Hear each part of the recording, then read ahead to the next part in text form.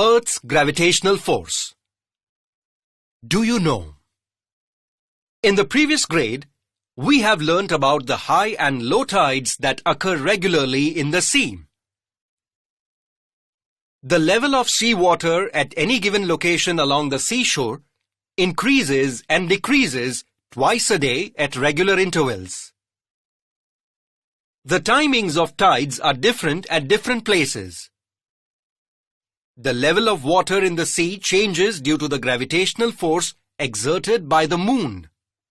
Water directly under the moon gets pulled towards the moon, and the level of water there goes up, causing high tide at that place. At two places on the earth at 90 degrees from the place of high tide, the level of water is minimum and low tides occur there. Before entering the sea water for enjoyment, we must take adequate care regarding the timings of the tides. Otherwise, it can lead to serious accidents. The velocity of an object thrown vertically upwards goes on decreasing, and after reaching a certain height, its velocity becomes 0. After that, the object starts falling down. Do you know why does this happen? The Earth attracts every object near it towards itself because of the gravitational force. The center of mass of the Earth is situated at its center, so the gravitational force due to the Earth on any object is always directed towards the center of the Earth.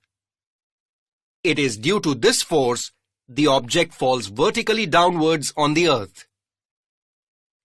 When we throw an object vertically upwards, the gravitational force pulls the object and reduces its velocity. Since the gravitational force is constantly applied on the object, the velocity of the object becomes 0 after a while. It is due to this force that the object starts moving vertically downwards towards the center of the Earth. Now, can you tell, what does the maximum height attained by an object depend on?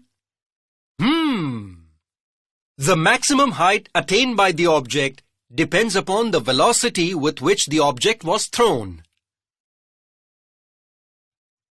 According to Newton's law of gravitation, every object attracts every other object. Thus, if the Earth attracts an apple towards itself, then the apple also attracts the Earth towards itself with the same force. Why then does the apple fall towards the Earth, but the Earth does not move towards the apple? Yes, right. The apple also attracts the Earth, but the mass of the apple is negligible as compared to the mass of the Earth. Therefore, the Earth does not move towards the apple. Same thing happens between the Earth and the Moon. We already know that the gravitational force due to the Earth acts on the Moon, because of which it revolves around the Earth. Such a situation happens in case of artificial satellites orbiting the Earth. The Moon and the artificial satellites orbit the Earth. The Earth attracts natural as well as artificial satellites, but unlike the falling apple, they do not fall on the Earth. Can you tell why?